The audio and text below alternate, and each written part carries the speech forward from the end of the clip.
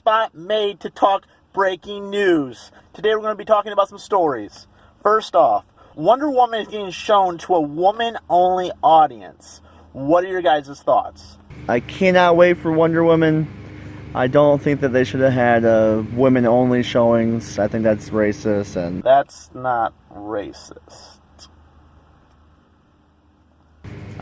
Obviously, this day and age, we don't need that crap. It should just be anyone can go see it. I'm excited to see the movie. I don't think only women should have the right to go see the movie first. We'll see.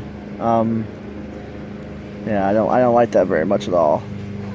I mean, we just go back to old things when that happens. So, it's a powerful, strong movie for women, but that doesn't mean that they should be the only ones that go see it. I love women too, so I would love to go see it. I'm totally fine with, all women, having an all screening women of the Wonder Woman movie. I think she has the potential of being a great role model, fighting justice, a strong woman, and just, being that role model for people. And I think that's a great thing. I just feel like the theater should maybe also think about, maybe doing a men's only, but screening of some movie, I don't know what. But I feel like people would also be upset about that too. I'm all for equal rights. It's not like every show is only for women, It doesn't bother me personally, but I can understand why some people are upset about it. First of all, why would they do that? I mean, I get it. I understand this whole idea of like, oh, women get that thing. But kind of like Sly said, you're kind of making that a thing again. Like, you're all for the equal rights thing, but then that happens, and you're just like, what is going on? But on the other hand, let's play devil's advocate. What's the big deal, right? So the women get to see it before the men. Who cares? So I guess there's both sides of the story, right? There's that idea where you go, that's not fair. And then there's the idea that, does it really matter? I mean, you look at this thing where there's other places in the country that get to watch it before we do. People don't get outraged about that. So I guess I get both sides of the story. That's what I'm going to say about that. I get it, but also it doesn't really matter. The second thing we're going to talk about, sadly, Zack Snyder is walking away from Justice League because of the death in the family. First off, our apologies go out to the Snyder family. Our thoughts are with you guys. We hope you get through this, and it's a hard loss. However, Joss Whedon is getting step up in that role, and that's a fantastic director to take over that type of movie.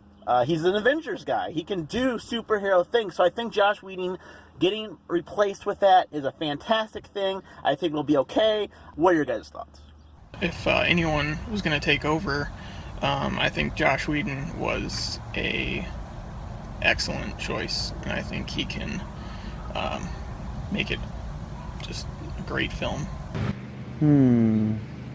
I like Zack Snyder. I thought he was awesome. Unfortunately, he has to step out because of a tragedy that has happened in his family. And I thought it was just really cool how Joss Whedon said he would do it. I know Joss Whedon did the first Avengers, and I know that he was already a script writer, I think, for Justice League. I don't know, I'm glad that he stepped in and did it for a fellow friend. Very sad for Zack Snyder, and I hope that him and his family can get past what they do. But I'm excited to see Joss Whedon, see what he can do. Hopefully he can be as epic. It's not for the whole movie, it's just finishing up the movie. So we'll see what happens. Also announced earlier this week, Tom Holland is set to play Nathan Drake. Now, I don't know about you two, but I'm a huge fan of Nathan Drake and the video game series overall. I did hear that Tom Holland is set to play a younger version of Nathan Drake. I don't know how I feel about that because I love Nathan Drake's story. However, I do understand the idea that Nathan Drake in video games has already been played. And one of the main functions of Nathan Drake series is that basically you're playing a movie. So maybe the idea of the younger version of Nathan Drake into a movie would be a cool idea. And the way that Tom Holland is portraying Spider-Man, in my opinion, is fantastic. So I have no problem with being cast as Nathan Drake. In fact, I think it would be a fantastic movie with a fantastic casting. But we'll see. I think it's a perfect cast. I'm excited to see Tom Holland's. I mean, him as Spider-Man is going to be amazing. So him as Drake will probably be amazing as well. There she is. Oh, so cute. I mean, I don't really know much about that series, but I know enough to know that it's a good cast. He looks a lot like him, and I'm sure it will be a fun movie. But I don't really care for that series, but we'll see. Say bye. Bye. I think that'll be pretty interesting to see. I thought it was pretty cool that Tom Holland posted on Twitter a picture of him wearing the Punisher shirt and just looking jacked, which was pretty cool. And him and John Bernthal are sounds like they're pretty good buddies and supported each other in their Marvel roles. You know, him getting the Punisher role and Tom Holland getting the Spider-Man role. It was pretty cool. It seemed like they were helping each other and supporting each other to get those roles, and it's going to be awesome to see where both of those guys go. Little Kitty's going to be in the shot real quick because it's Little Kitty and that's what he feels like doing. Because he's a cat. Yeah, bun. I hope you guys enjoyed breaking news. This is Corey. That has been Ben and Sly, and we just brought you the news. I hope you enjoyed. Let us know in the comments below what you think.